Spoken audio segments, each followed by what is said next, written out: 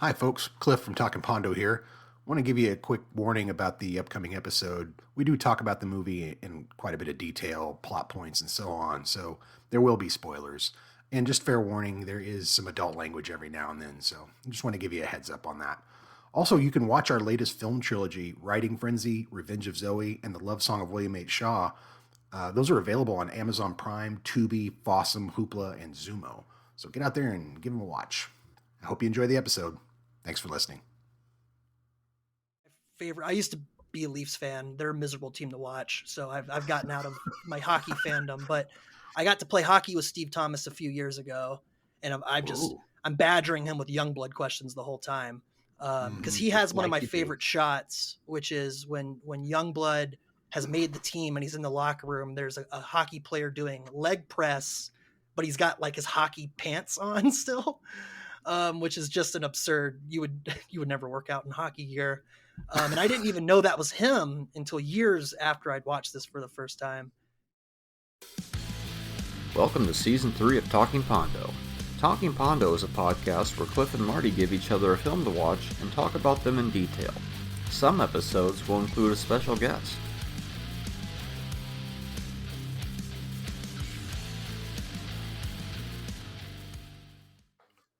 All right, that's us, Marty. We're back. And we're back once again. It's Talking Pondo with guests. Once again, we're back. Got a scorcher for you today, boys and girls. We do. You know, today it's been one that we've been waiting for a long time, guys. It's finally here. Keanu and Sandra. Yes. It's not Speed. Mm-hmm. No, we're watching Youngblood and Demolition Man. Haha, you thought we were watching Speed. We're watching a separate Keanu Reeves movie and a separate Sandra Bullock movie. So French-Canadian Keanu. That's true. His first movie, Youngblood. Mm-hmm. I've seen it before, but it's been a very long time. But also, the most important thing of today is we have a very special guest. A few months ago, you might remember us reviewing a movie called The Late Game, where we discovered. And now we have the director of the film himself on the show today. Jeff Tyner is joining us on Talking Pondo today. What? Thank you, boys, for having me. I'm pumped. I cannot believe we got you on the show. I'm so excited. I loved the film. So I'm really glad you're on. That's awesome. Oh yeah, I appreciate it, and it means a lot. So yeah, I got nothing but time for you boys. Thanks, sir. Thanks, sir. Yeah, and if you haven't seen The Late Game, stop the show right now and go watch it. Oh, yep. Last time I checked, it was still the Amazon Prime, but has it moved on to any of the fast channels yet? Yeah, so available to rent and purchase. That's Prime Video, Apple TV, Fandango and Home. And I hate when this comes up conversationally, but we are available for free on a platform called Fossum.tv, which is just so awkward to say. So are we. Yeah, we're on that too. That's a tough one to just say anecdotally to someone, like, because you have to spell it out. It's F and then the word awesome.tv. Right. But yeah, it is available for free there. So definitely check it out. That's on most of the streaming devices. So we're trying to get on a few more, like the Tubis and Plutos, but I think that's going to be a little bit of time. Mm-hmm. All right. We'll definitely put links to that in the show notes. So if you're listening, you scroll down and you can click right to it because you need to watch it. You know, we watch a lot of movies on this show, and that one's definitely one of the better surprises that we've come across, you know, because you go into a movie, you don't know what it's going to be. And that one was just like, you know, I think you might have listened to the episode, but I remember one of my first impressions is, oh, this is probably like made for like Amazon Studios or something, you know, like I really thought it was, you know, this large budget movie, and to discover it's like, oh, this guy's like us. He's out there scrapping and making, you know, indies. So I enjoyed it quite a bit. I did catch that, and that was a nice little pumped up my chest a little bit. Yeah, no, that was a phenomenal crew. You know, shout out to we met our cinematographer on Reddit. You responded to one of my just questions about hiring staff, and then cross-check some of my other casting looks on the Hockey Players subreddit. And Jeff Van Gerwen, phenomenally talented, and he's the one who really elevated that to give it that look, because I would have still done it on my own, but it would have looked a lot crappier. It does. It looks great. I mean, it really. It looks like a lot of money went into the movie. And again, I'm a big fan. But I would recommend everybody go check it out. Support indie film and support this guy. He's made a great film. Thank you. Yeah, you're welcome. You're welcome. Absolutely. And again, thanks for coming on. Thanks for having me. I'm pumped. Yeah. So these two films this week are pretty good choices. I like them. I could easily see this as like a drive-in double feature. You know, I know they're not in the same. They wouldn't be close in release years, but I could easily see like a retro drive-in theater. You watch these back to back. Oh yeah. So we gave you Demolition Man with Sylvester Stallone, Rocky himself, and you gave us Rocky on Ice, Youngblood. Well, Never in a way, called that, but I like it. It works. Yeah. Yeah, in a way. Yeah. He has to learn to distance. So which one do you guys want to cover first? Well, I'm along for the ride. Dealer's choice. Let's do Demolition Man. We'll jump through that Demolition and Man. spend some time because we can roll hockey because I'll have questions about his film when we're talking about Youngblood. So. You know, it's about time that we did a Sandra Bullock movie around here. We hint around it all the time, and we never do. And this one is strangely enough a year before the breakout role of Speed, right? But in '93 there was a movie called The Last Action Hero with Arnold, and that one didn't do very well. And then there was this movie, Demolition Man, with Stallone, and this one did pretty damn well. And while I feel Last Action Hero, if they had rewritten it about 20 more times, they might have got it to the level of humor that kind of works in Demolition Man. But anyways, what is Demolition Man? Demolition Man, 1993, rated R, 1 hour and 55 minutes. Let's see here. Here's your log line. A police officer is brought out of suspended animation in prison to pursue an old ultraviolet nemesis who is loose in a non-violent future society. This is starring Stallone, Snipes, and Sandy B. Let me see here. Let me get your storyline. All right. Frozen in 96, Simon Phoenix, a convicted crime lord, is revived for a parole hearing well into the 21st century. Revived into a society free from crime, Phoenix resumes his murderous rampage, and no one can stop him. John Spartan, the police officer who captured Phoenix in 96, has also been cryogenically frozen, this time for a crime he did not commit. This time. All right. In 2032, the former cities of Los Angeles, San Diego, and Santa Barbara have merged into peaceful utopian San Angeles. Unable to stop him with their nonviolent solutions, the police release Spartan to help recapture Phoenix. Now, after 36 years, Spartan has to adapt himself to the future society he has no knowledge about. Fish out of water, basically. Yeah, that's the commonality between the two movies in a way. The fish out of water. You know, we have Rob Lowe showing up in Canada, doesn't know anybody there, and then we have Sylvester Stallone showing up in the future, which is only about 7 years away right now, and he doesn't understand what's going on there either. You know, it's very hard to predict the future, isn't it? Now, this movie does a pretty decent job in some parts. Like, it has Chat GPT in the dashboard, basically, when the cops are driving around. But it doesn't realize that Zoom calls will be in the same machine. Like, it doesn't have handheld devices, really. But it has there's no iPads, cars, there's no iPhones. Yeah, there's no iPads, no iPhones. True. What was my note? It's not far enough in the future, but also not too far. So I think they did a pretty good job for 1993 trying to approximate 2032 in some respects. But definitely a wild choice. They don't waste any time. They immediately start going, is what I like about it. Oh, yeah. I like how it's released in 93, but they're like 3 years later, LA is burning to the fucking ground. You're like, Jesus, okay. I mean, John Carpenter's LA start the movie. Right. And I guess the riots had happened. I mean, this is... God, that's what I was thinking. It must have been 92. Reactionary. The riots are 92. I had left LA in early 92, I think. Yeah, I worked at a movie theater when this movie came out, Demolition Man. So I got to trash theaters to this movie, and it was a lot of fun. I enjoyed. It's always fun to like work at a movie theater when a really good movie's playing there because the audiences are always a lot of fun and they're very. It's got a good buzz. But anyway, especially that era, I feel like people appreciated it more. Oh, big time. Yeah, they sure did. People just don't go to movies the same anymore. But anyway, yeah, I love how this is 4 years into the future and LA's a hellscape. When we get an early favorite line of mine, "Set your ass on fire" from Simon Phoenix. This movie's eminently quotable. Like this movie, you can just quote fucking constantly. You know, you just fucking enhance your calm. All these great quotes that you can keep throwing off constantly. It's really great. Early on, we get a big ass old school building explosion. God bless the 90s action movies. Just a gorgeous one. I wonder what that cost. The amount of gasoline packs that they had to put in that building to make it explode like that. And this is also kind of a Nexus movie. You've got early Ben Bratt, you've got early Sandy B, you've got early Dennis Leary, you've got Sylvester Stallone.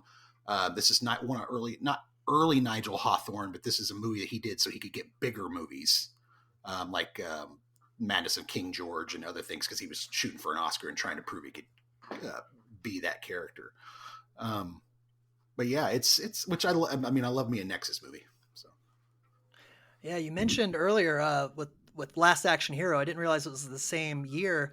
There's like a weird cross pollination there of if I remember. In Last Action Hero, you've got the T2 cutout with Sly as the Terminator. And then in this one, you've got the President Schwarzenegger.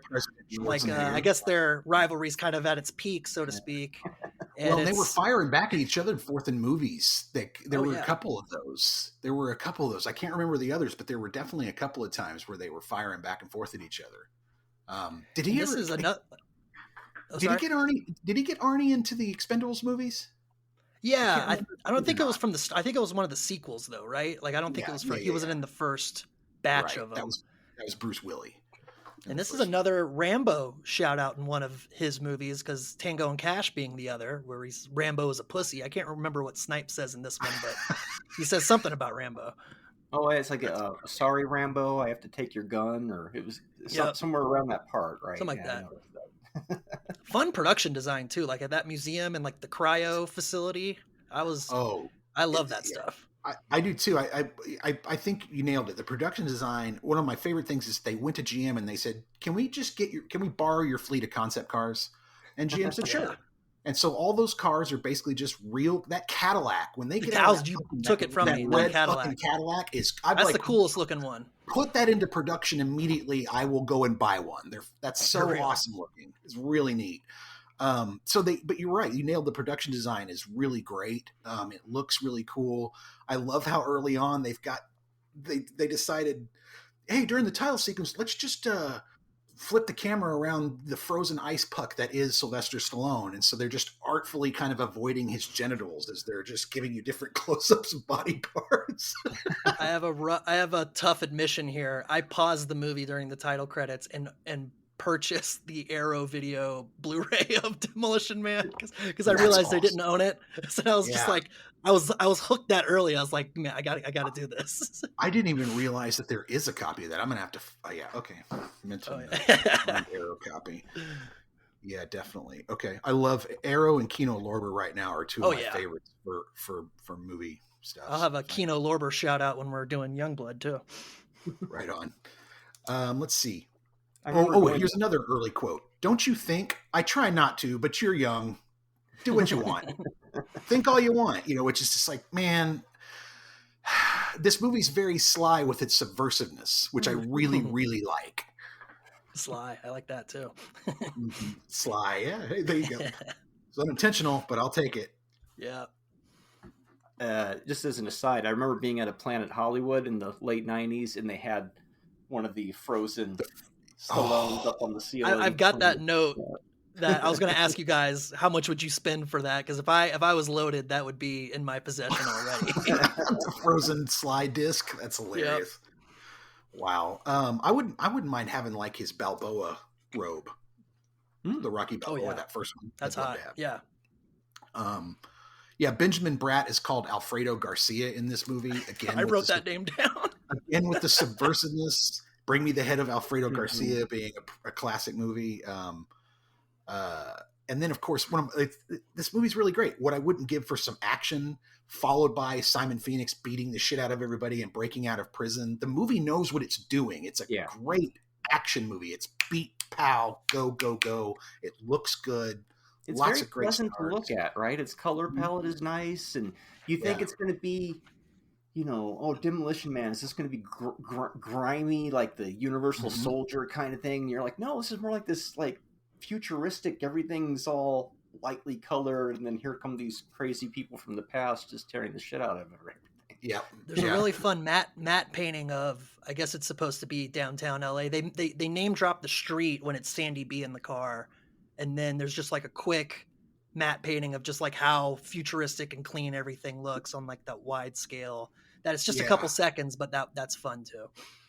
Yeah, there's a great shot of the cars as they're going to Taco Bell and they're driving along the roads at night, and there's that matte painting, just those cars moving. It's like it looks really pretty nice in the future, at least until you start finding out there's no toilet paper and you can't curse. And my favorite gag in the whole movie is every time somebody curses, you hear that guy go, you've been fined for a moral morality statute.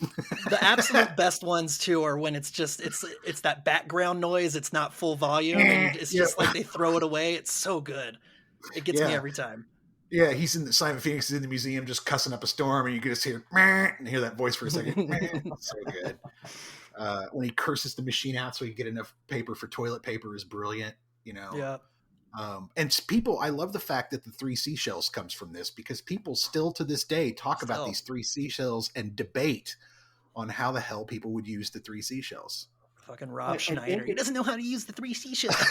I think it's because back then people weren't as familiar with bidets, at least maybe not here in the States. And so now you look at it and you go, well, obviously that's what that's supposed to be. At least I think that's what that's supposed to be, is a bidet. But we're police officers. We're not trained to handle this kind of violence. It's another great fucking line. There's a lot of monitor watching early on too. That's just, it can definitely be boring, but I'm so enamored with like Benny Bratt and Rob Schneider's faces specifically in that crowd watching in horror. It's when Schneider leans over to vomit as the guy's dying, it's so good. It's so good. How the CRT monitors made a comeback, Yeah, that's nice. Apparently Adrienne Barbeau is the voice of the mainframe computer in this movie, which is pretty cool. Really? I meant to look that up because that was a good choice. It's there's definitely that nice distinction with it. Yeah.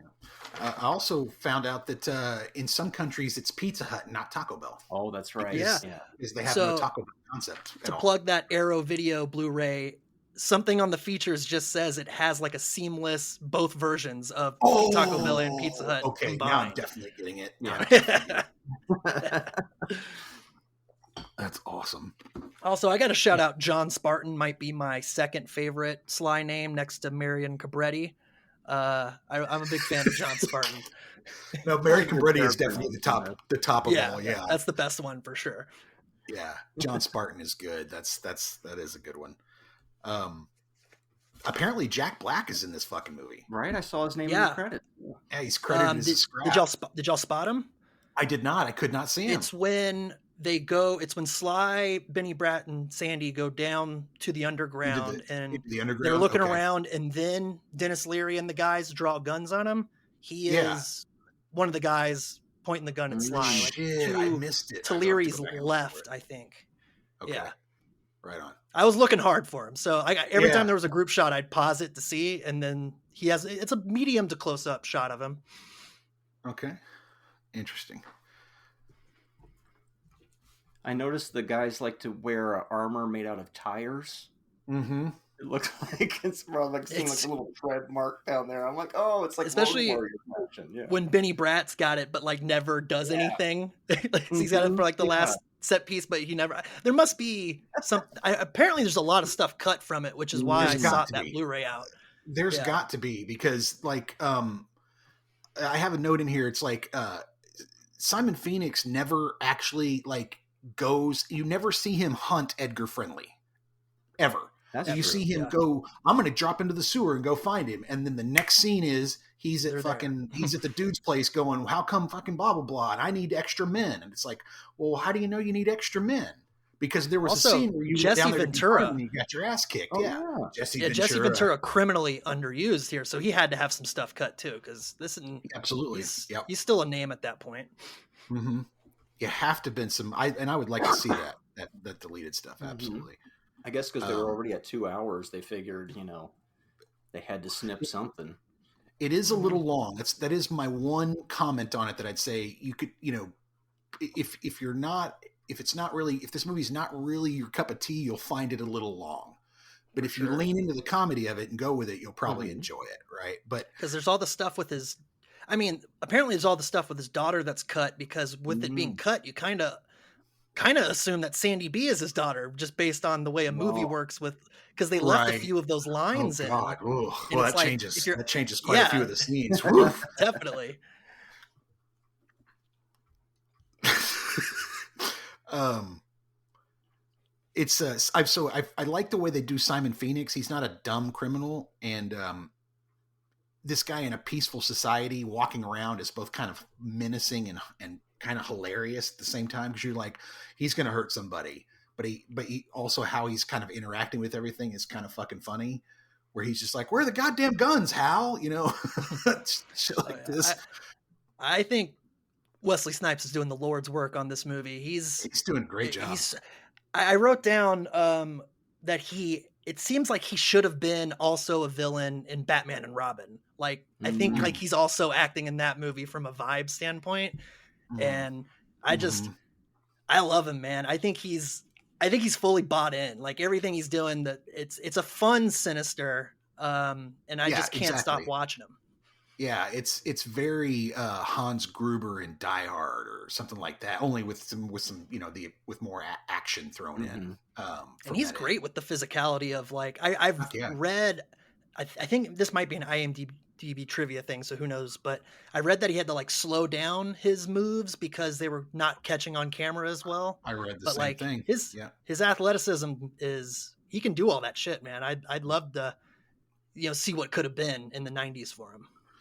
I read a Leary quote that said that he demanded to shoot all of his stunt scenes. So they would shoot all of his stunt scenes with him, and then they would go and shoot it again with the stunt actors. I was like, all right, if you're going to do it, but we're going to shoot the stunts too with the stunt actors, and we'll make this. That's awesome. I thought that was pretty interesting. But yeah, I read the same thing, that he was so fast, and I think he's got 1 or 2 black belts, I think. Yeah, I was about to say, I mean, it seems like he can really do the stuff. Yeah. Yeah. This is pre-tax problem Wesley too. This is good Wesley. It's a good example of how action movies used to be before everything became super comic book movie stylized. This one, like you said, like a Die Hard, it's like an 80s type action movie, but it's the 90s, so it's a little bit more tweaked. But we haven't got to the mid 90s, because, like, if they'd made this movie in like 96, it would be more like Face Off or something, right? But since it's still in the early part of the 90s, we haven't John Woo-ified it yet. And so it just kind of stands as this perfect thing. I'm also glad they never made a follow-up. It just sits there by itself. It doesn't have any weird sequels or anything. So I could deal with a sequel. Like, I could deal with old John Spartan at this point. Maybe he's more frozen assholes, right? But in a way, I kind of like that they just left it alone. I hear you. Yeah, I feel like if a sequel happened, you'd have to go back in time somehow, and take Benny Bratt and Sandy with them and show them how things used to be done. So I'm just going to keep workshopping Sly sequels. Like, we watched Rush Hour a few weeks ago and Shanghai Noon, and I'm like, oh, this is much more entertaining than those. Those were fun, but there's just some kind of spirit in this one that I felt like was missing from those. So, you really licked his ass, and he's finally matched his meat again with these fucking lines. These quotable fucking lines. And I love how she's like a 90s expert or 20th century expert, but he's constantly correcting her because she's getting it wrong. I love that sort of game of telephone. I think some of Sly's best line deliveries are those, like, some of the later ones of her flubbed sort of quotes where he's let's go blow this guy. And he's just like, blow this guy away. And she's like, whatever. Yeah, that's sort of exhausted, frustrated Sly. I feel like you don't see that in a ton of his movies, and that was good fun to see. This is probably, honestly, some of his better comedy work. One of the things Sly, in my opinion, has kind of struggled with is, like, Oscar and some of these other comedies that he's done, where it just hasn't. his timing's not really there. But this is really well done. Yeah, like he doesn't have whatever that X Factor Arnold has with the glib one-liners. Like he typically can't do those, but he has a few in this that I think work, which is definitely an outlier. Yeah, you're gonna regret this for the rest of your life. Both seconds of it, or something like that. He's got a couple types of ones. So what's going on in the rest of the world? Like, we know that this is like from San Francisco down to San Diego, the San Angeles, whatever. But like, is the rest of the world like this, or is it just still a shithole? Like, who knows? There definitely seems some weird overlap with some John Carpenter too. Like the way you have Escape from New York and LA. Like it kind of, I don't know. Who knows what Middle America's like? Maybe the coasts are like this, and it's a wasteland in between. Right. But yeah, we never see a lot of Phoenix actually hunting Edgar Friendly. He goes from the sewers back to the leaders, back to his office, really, with nothing in between. And then from there, he's releasing the prisoners, and then he's turning on the guy and killing him. And now he's in charge, that type of thing. So it's weird. They never really, even though he's been programmed to do it, the movie just decides, we're just gonna kill that guy and be done with that plot line and move on with it, I kind of, I kind of buy they didn't count on like the chaos that Simon Phoenix brings of like, he's just going to do his own stuff, But yeah, I do think that some of that lost in translation with whatever gets cut from the movie. I think it just kind of, it's a little weird in the transitions. Yeah. Fucking Dan Cortez is in this movie. You guys remember Dan Cortez, MTV Sports? No? Oh, not my I remember it too well, the Burger King commercials. Yeah. He's the guy singing that if you want to torture. He's the guy singing the Garden of the Valley Green Giant in Taco Bell. That's Dan Cortez. Well, things were very extreme in the early '90s, and he was an example of extreme. Yeah. He was all about extreme sports. Yes. This movie reminded me of Barbarella. Because its Sex in the Future is similar, right? You just put the helmet on, and right. And they both have the reaction, of course, what the hell? Don't do that, Yeah, and then of course the dude's like, no, let's do it the other way, right? In both the movies, hunka chunka, and also I think savage creature, John Spartan, and that sleeveless kimono he's rocking. I love that. Yes. Yeah. Well, she looks great in this movie too. I mean, they put her in several nice outfits. She looks good. She's I love her the way she does the character. Apparently, Lori Petty was cast for this first. Lori Petty Point Break, and apparently she had some artistic clashes with the director, and they were like, "Boop, out of there, Sandy B, boom." I would peg Lori Petty to be with Dennis Leary's crew more than the right. That's what I'm saying, and it's a different movie. If you that's what I'm saying. Sandy B brings this sort of girl next door naivety, almost like a smart cheerleader or something. Yeah, very wholesome. Lori Petty's this like kind of gritty tank girl. Like that's kind of always how she's come across. Just too badass to not be badass in the beginning. Exactly. Yeah. Exactly. So I was thinking, wow, that'd be a different movie altogether. Definitely. I think it's a good thing that John Spartan did kill all those people. We know he didn't, but they wouldn't have frozen him otherwise, and then you'd be completely screwed. So the Phoenix basically shot himself in the foot with that one. Getting it done. Yeah, I love those setups in 90s movies where it's like our good guy is so good that like there can't even be one shade of gray in why he is incarcerated or whatever. Yep. I feel like there's a lot of Steven Seagal movies like that where, he's not just a good guy. He's the best guy, but he's in this situation now. Especially his early ones, Out for Justice, stuff like that. Those kinds of things. Yep. Yeah. Not the ones where he's sitting on the chair doing the fighting. Those Prime Seagal, which I've got a lot of time for those too, even though he's a garbage person.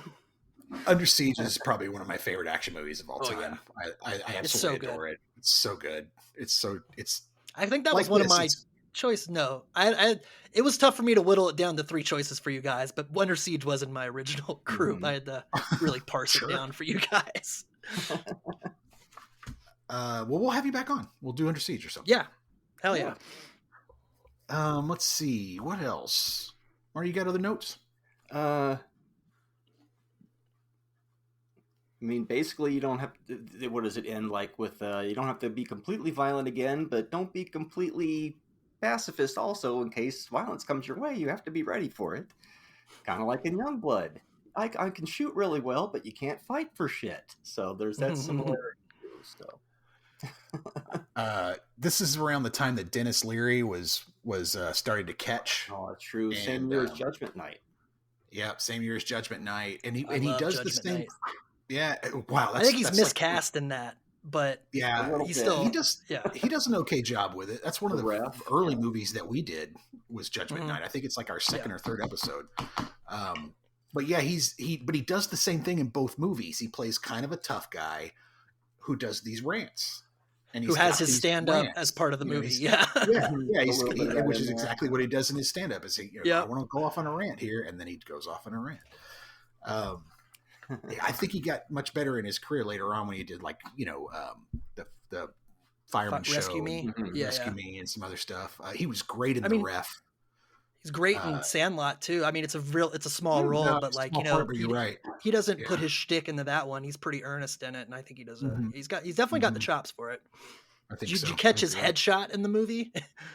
Like his actual that had to be his actor headshot when it was like one of the thing in the file for him. Yeah.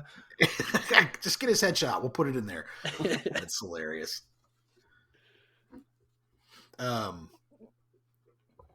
I love the fact that the line, one bump on the head and you're Pancho Villa, and he goes, "Who?" Yeah. Never mind, kid.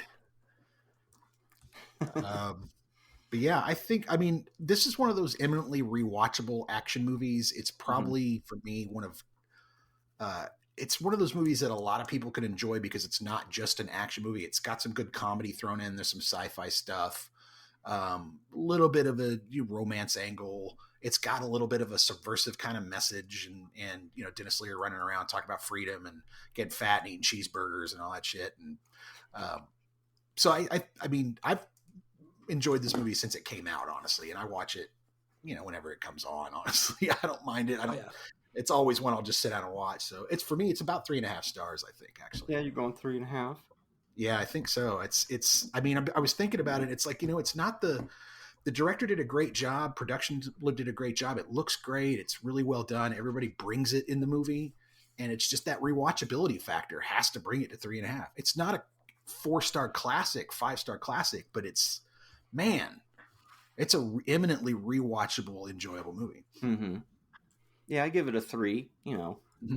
I might not like it as much as you do, but I still very much enjoyed it. It was when you put it on, next thing you know, 2 hours have passed. You don't push pause. You just kind of like, oh, this is comfortable. Like I said earlier, I didn't remember it being as comfortable as a movie because I hadn't seen it since the VHS days. But watching it again was just like, oh, this is kind of fun and cool how they kind of got some of the future right, and some of it is like it's there, but you never can quite guess it. And then I just love we're older now, and so it's like we really have time traveled, and we see the younger generation, and it reminds me of like the people in this movie that don't remember 30 years ago because they weren't here, and so that kind of rings even more true now too. So a very solid 3. Yeah. Mm-hmm. Yeah, Jeff, probably I'd say I'll go. You know what? I'll shoot for 4 just to even it out. Just because I can rewatch this too. I place a lot of value in rewatchability.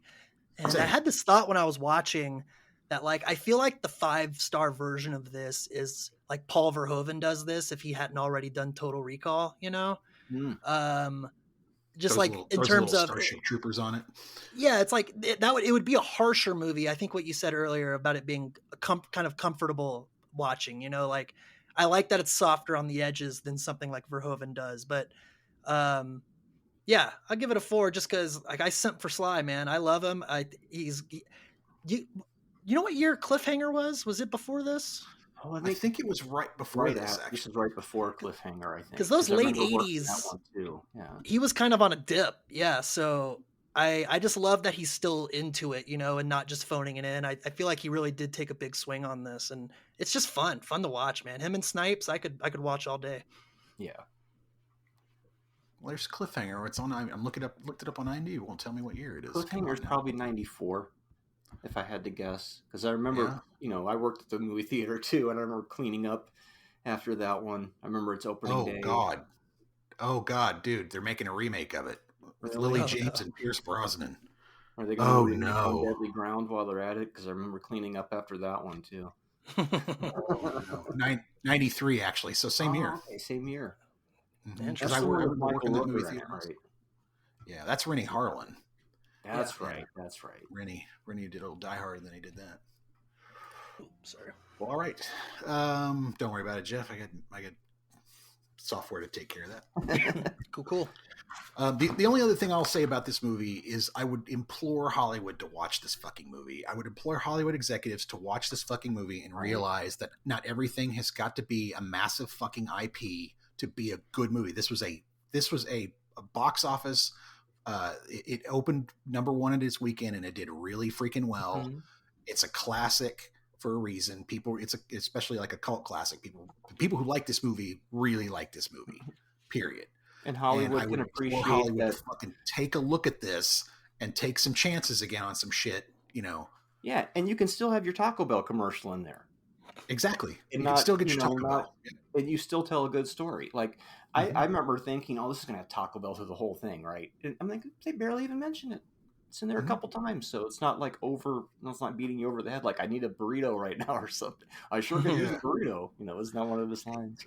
His face when he goes, I'd like to invite you to Taco Bell. And fucking Sandra Bee is kind of like, yay, and kind of clapped her hands, and he just looks there like, looking forward to it. Great. Which is such like a little kid reaction to hearing you're going to Taco Bell in the 90s too. You're like, yes, yes, absolutely. All right, well, that brings us to Youngblood. Okay, so the next movie is Patrick Swayze, Keanu Reeves. Well, that's Point Break, right? No.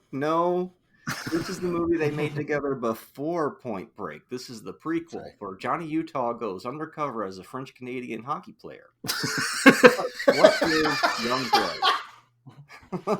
That's not what that is. Oh my God, Youngblood, 1986, rated R, an hour and 50 minutes. Here's your log line. A 17-year-old farm boy is offered an ice hockey tryout. His brother drives him to Canada. He has fast legs, slow fists, but he is chosen. Will he learn to use his fists and play ice hockey the Canuck way? Will he get the coach's cute daughter? Let's see your storyline. Here we go. A skilled young hockey prospect hoping to attract the attention of professional scouts is pressured to show that he can fight if challenged during his stay in a Canadian minor hockey town. His on-ice activities are complicated by his relationship with the coach's daughter. I like how this one doesn't waste any time either. In the first minute of the movie, you know what it's about. Luke doesn't want to work on the farm anymore. He wants to go join the rebels and blow up the Death Star. It's basically like, he can't be a farmer. He has to go away. But I do like that it just drops you right into the action, and you're just off and going. Yeah, there's not much like, oh, Dad, I can't live here anymore, and I just dream of playing hockey. There's none of that shit. It's like, boom, I got to try out. Like, they're having dinner that night, I got to try out. The dad apparently is a Toronto Maple Leaf. Yeah. Oh wait, no, Youngblood's dad. I'm sorry, I'm thinking of the coach. I've heard that. There's a lot of former Maple Leafs in this movie as the junior players. Okay. There's Peter Neville, Zizzle. But Steve Thomas was like my favorite. I used to be a Leafs fan. They're a miserable team to watch, so I've gotten out of my hockey fandom. But I got to play hockey with Steve Thomas a few years ago, and I'm badgering him with Youngblood questions the whole time. Because he has one of my favorite shots, which is when Youngblood has made the team and he's in the locker room. There's a hockey player doing leg press, but he's got like his hockey pants on still, which is just an absurd. You would never work out in hockey gear, and I didn't even know that was him until years after I'd watched this for the first time. And just one quick anecdote from him is when he played for the New York Islanders, he ran into Cynthia Gibb, the female lead, at a club one night, and she's a total babe, so he's trying to put a little game on, and he's like, hey, I was in Youngblood with you, and she just totally like, I don't give a shit, leave me alone. And I love that. A lot of local hockey talent in this movie. So Rob Lowe had to be taught to skate for this movie. I also heard from Steve Thomas that 3 different costume assistants had to put all of his gear on for him every day. I believe it. I definitely believe it. Apparently, Patrick Swayze had learned to figure skate when he was a kid. Yeah, so he was all that was him. They go in tight for some of the hockey stuff, but all that skating's in. Right. Yeah, and Keanu is he's a goalie. He was a MVP of his college team as a goalie, so they nicknamed the Wall. Yep. Which is, I did not know that at all until I started doing research for this film. And he played hockey. I didn't know that. That man is an animal, I think is his only fucking line in the movie. Yeah, it's rough. It's real rough. His first ever shot in a movie too is him walking through frame, balancing tape on his head. It was clearly just like a throwaway direction of, hey, do something. I love it. He's gonna. That's John Wick right there, man. Yep, that's the Baba Yaga right there. So what's your idea for the opening titles? Well, I thought he would just have him play hockey by himself in a dark rink. All right, fucking turn the camera on. Let's go. Like Footloose, it gives you time to sit down with your popcorn. Banger of a score though. It gets me pumped every time. Yeah, it's that classic. And the 80s did this, in my opinion, better than any other fucking decade. You get these sports movies like Vision Quest or Youngblood or some of these others that just they have this rockin' fucking 80s soundtrack. It's just the perfect mixture with a hot girl and and just the right I've been kicked off the team, but I'm going to fight my way back on, or whatever the hell the obstacle is.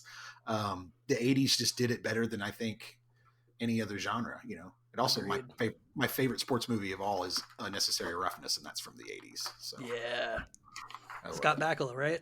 And Sinbad. Yes. Mm-hmm. Sinbad. You Can't Be, and Kathy Ireland, and a bunch of others. Yeah. Actually, what's Rob his name? Schneider from Demolition Man. Rob Schneider from Demolition Man, and then the dude from Jason Bateman too. Jason Bateman. There you go. That's the one. That one's got a lot of heavy hitters. Mm-hmm.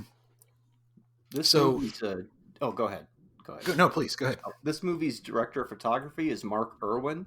And I was like, this guy's getting some really good shots. Let me see what else he's known for. Well, he's got quite a varied career. Just for some of his movies that he's filmed, where it was Old School, RoboCop 2, There's Something About Mary, and Scream. So he's kind of been all over the place. That's a wide net. A wide net, yeah. So odds are you have seen one of this Toronto native's films at some point in your life. He also worked with Cronenberg a lot too, which makes sense. Canada. Yeah. 378 minutes in penalties sounds like a lot. I don't play hockey and I don't follow it that closely, but that sounds like a lot of minutes to be riding the bench. If you're a fighter, especially, you're getting 5 to 10 a clip too. So back in those days, an enforcer would definitely fight that much. Yeah, it's pretty true to the era. Did you see that what was it? They had 4 fights in the first 12 seconds versus the U.S. and Canada. That last the go 4 around? Nations, that was holy shit. Normally in international play, it's like a strict ban on fighting, but because they adopted NHL rules for it, it was on. That was fun. Swayze's team looks like the Mustangs, they look like a high school team in their Letterman jackets when they're watching the tryouts. It looks like looks like a high school team, because they're all in those definitely classic, feels like a teen movie. Yeah, cool like kids. a Letterman jackets. Yeah. And Racky always looks like he's about to cry. Like he's not the best actor. His face gets scrunched up when he gets. That was just a hockey player. He has one other credit, I think, but boy, they nailed the fucking look. Like he's perfect. Yeah. But he gets this look on his face where he's either looks like he's either got to take a shit or he's got to cry. One of the two in some points in the movie. I like that. Isn't it funny that the whole thing comes down to 2 guys who weren't even on teams at the beginning of the season? Like Rob Lowe, and then the asshole guy just wants to beat everybody up all the time. It's like, of course, it comes down to those 2 guys at the end in your perfect kind of sports movie showdown. Love it. Like, they were so good. Why weren't they on a team before? Because that's how the movie's supposed to be. I also noticed this was shot in 1984. and it came out in 86. And I was like, that kind of makes sense. It has some of that more of that earlier 80s vibe to it. Used to see this thing on cable quite a bit, but this was another I hadn't seen in so many years that I had forgotten many, many details, including all the hazing rituals. I had completely forgotten about that. That was a bit of a surprise. It's let's just put it on the front street. It's mildly homoerotic. It's kind of weird to be like, it's hey, also let's shave this guy's nuts and let's all sexual watch. Assault. Yeah, it's weird, but it's also kind of like in the 80s with these types of movies, you had that sort of there was a bit of that jock mentality at times. Oh, definitely. And they bombed it. There's tons of shots of sweaty men working out in this film. It's no wonder that women enjoy these types of movies, and in particular, I remember as a kid, like girls in my school were like, Rob Lowe's butt is shown in that movie. I'm going to fucking see it. Period. And it was. I mean, it's not just for the guys who like sports, in my opinion. Well, it's interesting for that time period to be both genders having nudity in the movie. Yeah, so it's a little something for the ladies, a little something for the guys. Hey, everybody's happy. Everybody's happy. I even love how Canadian-ified the sex scene is because they have to take off their flannel and their long johns in front of the fireplace. I love that. Yeah. Only thing worse would have been like it would have just been nothing but denim. Yeah. Canadian tuxedos. The close-up of the button fly, and I was like, "What is going on here?" And then, of course, the woman delivers the tea and realizes, "Oh, you've moved on." Well, speaking to that homoeroticism, I knew nothing about this movie when I was like playing hockey a lot in 15, 16, and I got to do these lessons with this ex-pro before school, like 6 a.m. And I was just dicking around with the puck before we got going. And he mentioned I did this Youngblood move, and I was like, I don't know what that is. And I could not find this movie to save my life. This was the days of going to Best Buy, FYE, and the mall, stuff like that. So I found a Canadian DVD website, but there's no picture. So I order it, and I take it out of this manila envelope, and it's like flannel bursting open of Rob Lowe and Patrick Swayze, and I'm like, what in the hell have I ordered? What have you told me to watch? Oh man, I was hooked from the start though. It just instantly became my favorite hockey movie. Mm-hmm. Well, and to be fair to hockey movies, and I told Marty this, there aren't a lot of really good ones. I mean, there's a few. Goon is a great one. Goon's a great one. I think Miracle's the gold standard in terms of how the hockey action's portrayed, in my opinion. Like that one is so fast and intense. Yeah.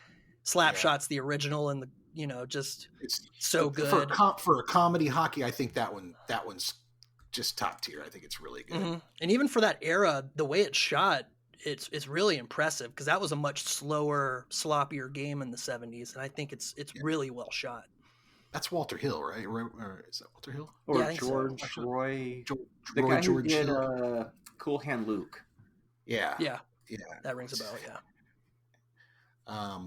But yeah, there aren't a lot of, which is one of the reasons I was happy to see your movie, because I don't think that there are a lot of great hockey movies out there. And I think yours is definitely a cut above a lot of hockey movies that I've seen, in my opinion. So I appreciate that. It made filmmaking feel a little more approachable.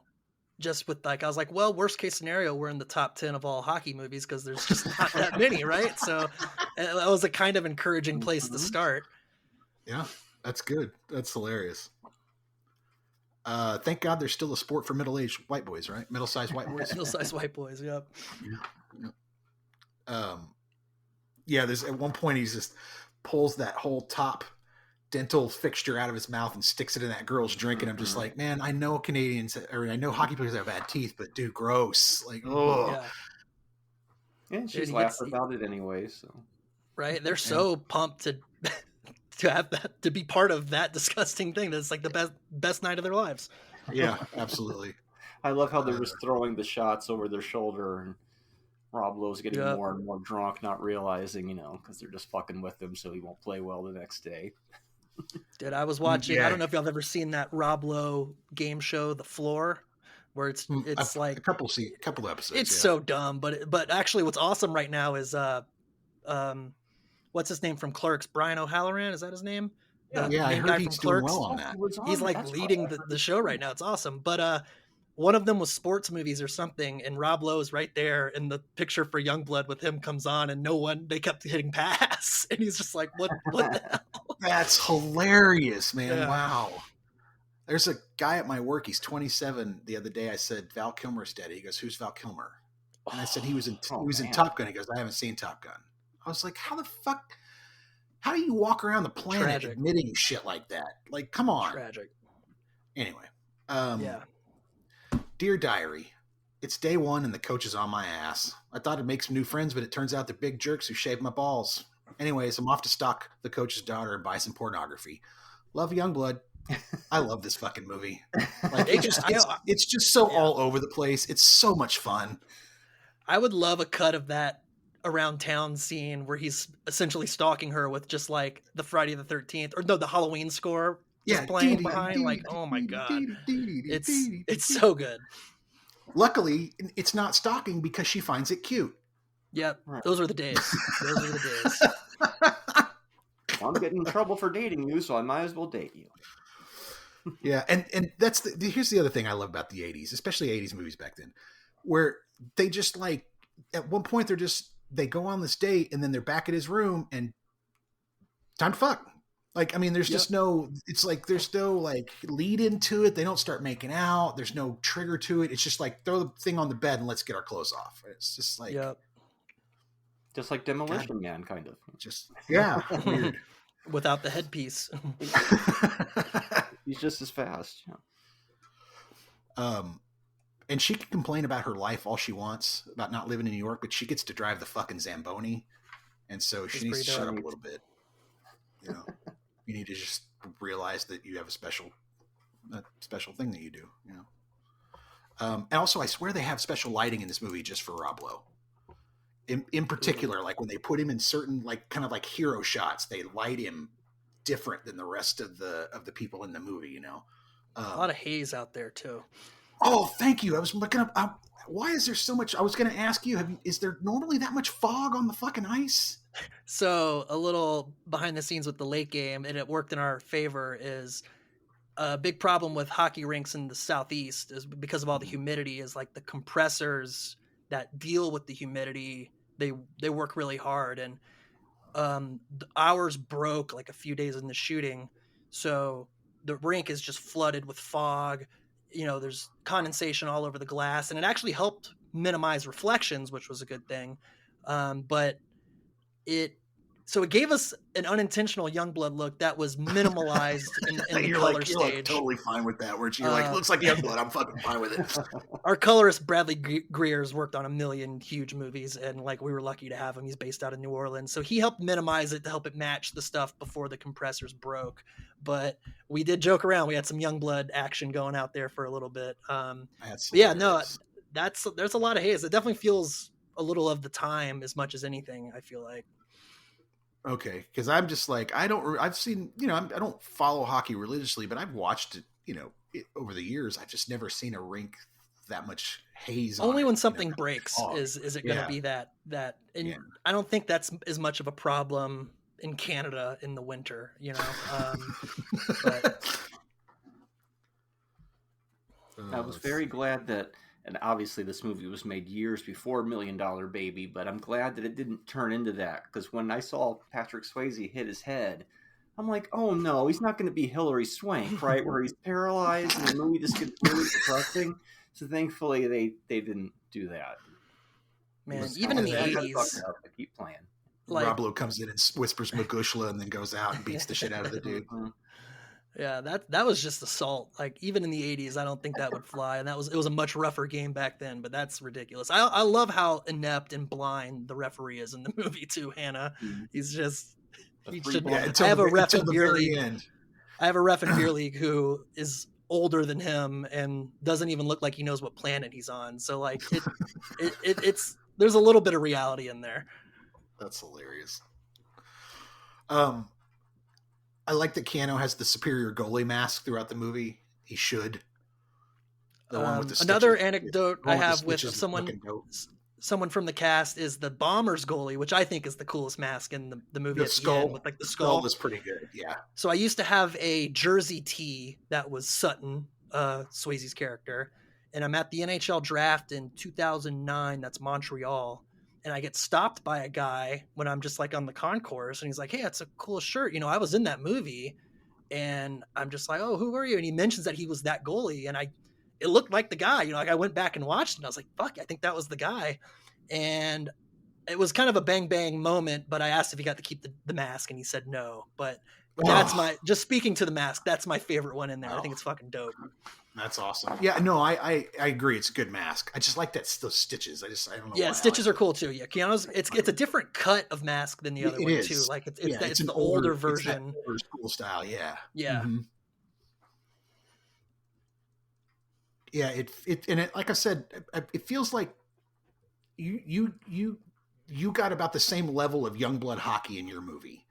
Like, and I don't mean that as a bad thing at all. The Youngblood hockey sells, and your hockey sells. Right, but you can tell it's a little half speed, and you know, for beer league, like we were talking about, for beer league, half speed kind of works even better, right? Youngblood, maybe it should be a little faster, you know, so it sells a little bit better, like Miracle or something. But I feel like the hockey really sells in both movies. Excuse me. Yeah, there's some times where it's slowed down to like a comedic level. Like there's the time where it's like Sutton tells Youngblood to stay on sides. He's like, pass the puck, and then they literally just skate in a circle in the zone for seemingly an hour, passing it 5 feet. But there's little stuff like that I do love, though. It just makes me smile. And going back to like production design, I don't know if there were rinks like this in the 80s, but the chain link in Thunder Bay, was just God, dude, just sets such a cool vibe. Yeah, no, I like that. And talking about that, it seems like when I see scenes like that, I always go, does the director play hockey? Does he know how the sport works? It's Peter Markle. And so I mentioned Kino Lorber earlier. I had that DVD that I mentioned earlier for a long time, and I think someone took it from me. So then I recently got the Kino Lorber Blu-ray, and they had a director commentary on there that was not on the DVD, and it was worth the extra purchase. So I don't know if you have that version of it, but he was a hockey guy. I think he played college hockey. Okay. I don't remember anything super interesting about it, but as someone who's seen the movie as much as I have, that was like a nice treat to have. I'm a big commentary guy. I'm sure you guys are into him too. Oh yeah. Dude, I just looked this director up, and I should have done it before the movie started. This guy fucking, you know what his movie was that he did before this? Hot Dog the movie. Oh, that's right. Hey. Yeah. That's awesome. I don't think I knew that. Hamburger also, right? That's fantastic. He's done a lot of work. I mean, he's got a lot of credits. Moved to TV and has done a lot of work for sure. This is definitely early in his career, but yeah, I think he pulled off a good hockey movie. It's got a style that I quite like. You know what I mean? It's got its fucking chin out. It's got a bit of an attitude to it, which I definitely like, you know. Oh yeah. Kind of like Vision Quest. Vision Quest kind of has that same attitude, which I quite like. And for not being a hockey guy, I think Rob Lowe really sells the look of a hockey guy. Like, he looks a little uneasy in some of those medium shots on the ice, but the stuff like when he's at the dot for the penalty shot, you know, like he's got that intensity. And Swayze, I'm here all day for Swayze. I love that guy. And he, you know, we mentioned he could skate, and but he's got the charisma of an alpha on a hockey team. You know, he's awesome. And there's a lot of good supporting guys on there too, like Hewitt, the alternate captain. He's that big dude that ends up taking Racky out in the beginning, right? Yeah. One of my questions is, why isn't he in the game later when Youngblood comes back and fights Racky? So they mentioned he got suspended. They mentioned he got suspended, and for like when Youngblood quits and his brother's like reading the paper of the past game, he mentions that Hewitt is suspended. Okay, I must not have tied his name. It's because I'm sure it's just because of what he did with the ref. Like, is the reason, not what he did to Racky? Because as you can see, they can get away with fucking murder at that point in this movie. Yeah, absolutely, yeah. That's some sweaty sex. That is some sweaty Canadian sex. I understand why you need to towel off and hit yourself with the water bottle after that. Makes complete sense. Oh, tea with Miss McGill when she pops in, how weird she makes it. And what's funny is like, yeah, I've seen that actor a lot. I always forget that she jumps his bones the minute he he's there 5 minutes. She's just that's a real thing. That's a real thing. Even now is like billet moms fucking junior hockey players. It was way more rampant in the days before cell phones, I'm sure. But it's so funny because that's a working actor. I forget what her name is, but I mean, she plays. She's Faraday's mom in Lost. Yeah, great character actor, but I only see her as Miss McGill. Even when she's like this sweet old lady, I just think about her being like a horny MILF in the 80s. It's Fionnuala Flanagan, dude. She was in Waking Ned Divine. Really? That's what I thought, because we had just watched that one, and now what a different movie. Yeah, we did Waking Ned Divine 2 or 3 episodes ago, and she's in that, and then here she is as the wow. That's crazy. That's a big difference. And dude, I mean, when it's just anecdotally thrown down how many of this team has fucked her, like syphilis could take this team down in the playoffs easy. Like that's a real hazard. 4 years in a low-level hockey league. At one point, Patrick Swayze's like, I've been in this league for 4 years, and I'm going to get what's coming to me. It's like, is that really normal to spend that long in a low-level hockey league? Because if you're not an NHL caliber player, you can play junior until you're 20, and you can start 15 or in some leagues 16. Mm-hmm. So the 4 years tracks, but he talks about going number 1 in the draft or something. Right. He's an overager at that point. So you have 1 year, like a 1 year window of being an overager in the draft. And then the best you can do is and there's plenty of late bloomers who are like undrafted free agents, but like that one gets crossed up a little bit. But yeah, I mean, plenty of guys, like your average college freshman in college hockey is 21 years old because they typically play junior until they're 20. Right. And unless you're one of these, the select few who's clear cut to the NHL, Mm-hmm. Interesting. Where the hell does Swayze live? Well, that fucking apartment that he lives in. Speaking of production design. Yeah, it's got a fully shot window. Yeah, it's got a beach scene. A beach, it's got like a beach scene with shit everywhere. It's wild. Yeah, the coolest place on earth, literally. It's fun. You get a goalie fight in this movie. Oh yeah, can't beat a goalie fight. Fights are fun. You don't hardly ever get to see goalies fight in hockey. That's very rare. The only thing about this movie is that you can see it coming from a mile away. Like its playbook is wide open. You can see the plays it's running. What it's supposed to be, though. You know what it's going to happen with it. It's not going to surprise you, but it's going to do. I'll say this: what I love about it is like it's the most movie thing in the world to have a penalty shot with like no time left to win the game, but no one gives a shit because the actual climax is the fight that's after they win. Yeah. True. I love that very part. True. No, that's very true. I remember watching this as a kid. I saw this I saw it when it came out on cable. So 86, I would have been 13 and 14. And I remember thinking, I've never seen anybody start a penalty shot by kicking the puck. But I haven't seen a lot of penalty shots. The late game. Exactly. You made sure to do it in the late game. That's big on the Mighty Ducks movies too. And so we were strategic in our shootout. Well, spoilers, it goes to a shootout, that the only people who do the kick are Chet, the bad guy, and John Calamino, because he thinks it makes him look cool. Right. Yeah, so it was very strategic. So good. Mighty Ducks, that's another one we missed as far as covering. As we're actually really good hockey movies, a lot of fun. Definitely, I love the movies, don't get me wrong, but those movies, to be dramatic, like ruined my childhood. Not really, but I'm from the South. I was like the only hockey player at the school I went to in South Carolina. So like if any kid wanted to roast me, they would just take something from the Mighty Ducks, like, oh, do a fucking, knuckle puck, you nerd, and I'm just like, that's not what real hockey is. So I get real defensive about the sport in general. And so I have like a complicated history with those movies, but they are hilarious. Endlessly rewatchable for sure. And like perfect time capsules. That's so funny. You have a love-hate relationship with him. That's great. And of course he's got to go home. You know, he's got to go back to the farm and he's got to learn. He's got to go through his Rocky sports montage sequence, workout montage. You got to have it. If you don't have one of those, it's not a fucking sports movie. It's required, especially in this era. Yeah, especially in the 80s. You're absolutely I love right. the actor who plays his brother. I think he's great. Yeah, I don't know him from anything else, but I love him in this. No. He definitely was in some other stuff. He stopped working after the 80s, but my goodness, Kelly Youngblood, Jim Youngs is his name. And yeah, he was in Footloose. He plays nice.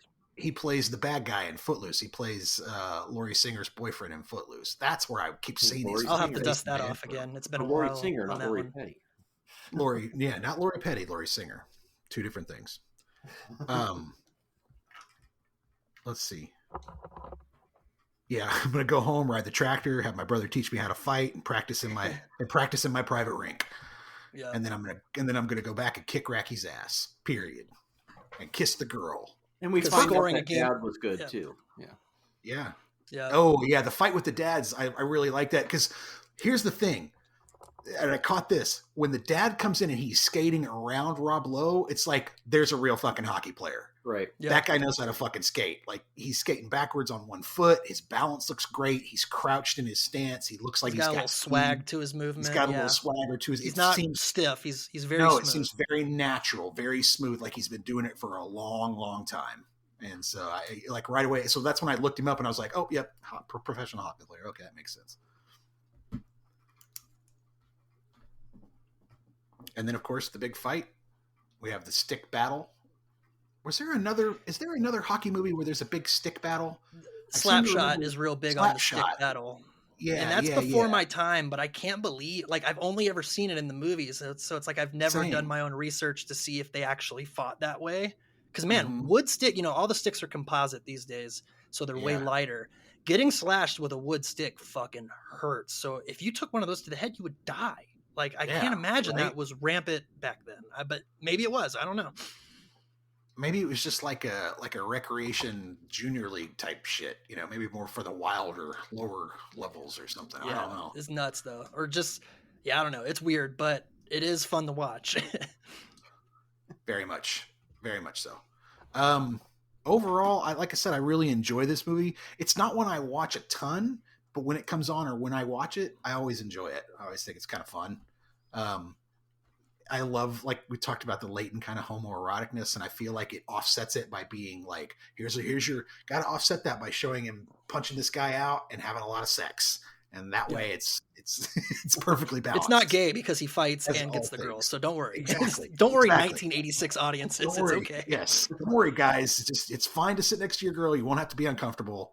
Everything's going to be fine. So fantastic. I'm going to give it 3 stars.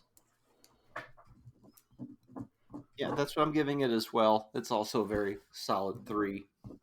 Also, I wanted to mention both movies have really good character names. I like the names of the characters in both the movies we cover today. You could tell they put a little bit more thought into it, and they're a little more catchy, Yeah. Well, there is. I'll give it. Go ahead. No, sorry.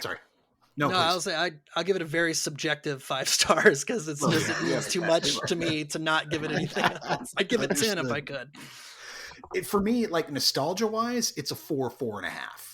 Like, because when I watch this movie, I'm 13 or 14. I'm watching it at my house in my living room. My mom's probably cooking something in the other room. I'm, dinner's going to be on in a couple of hours, and I'm watching Youngblood. So that's a real nice kind of comfy, cozy memory for me. I like that. But if we're breaking it down and actually getting critical about the movie, 3, which is what I think. Yeah, I don't even want to know what my objective rating for it is. I'm going to keep everything rosy in my mind and just leave it there. Yeah, exactly. I hear you. Well, we'll have to have you back on, man. Maybe we'll do like Roadhouse, and what was the other one that we were talking about?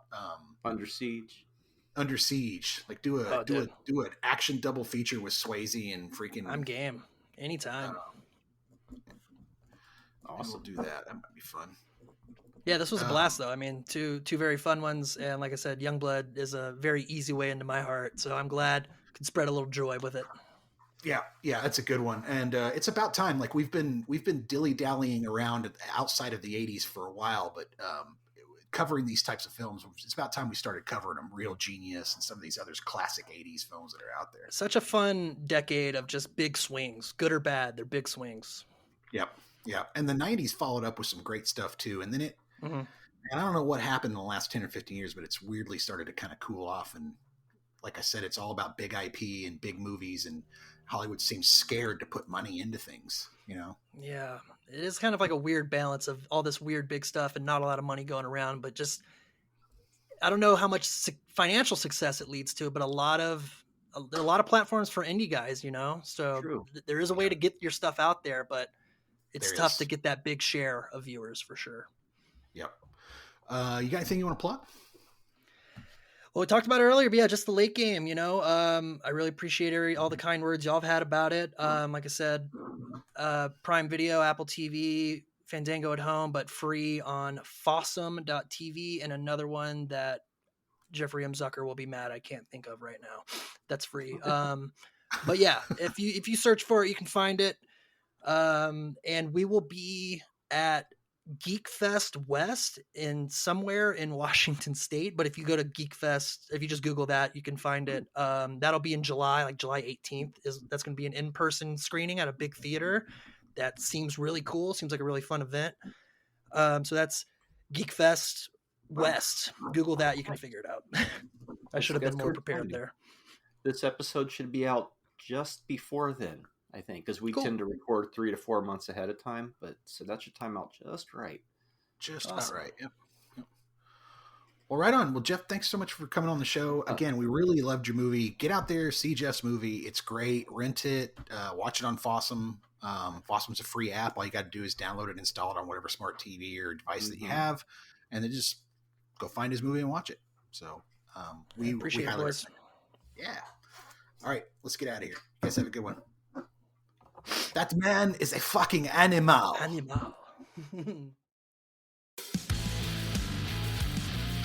Don't miss an episode. Make sure you subscribe to the podcast, like us on YouTube, or give us a 5-star rating on the podcast app of your choice.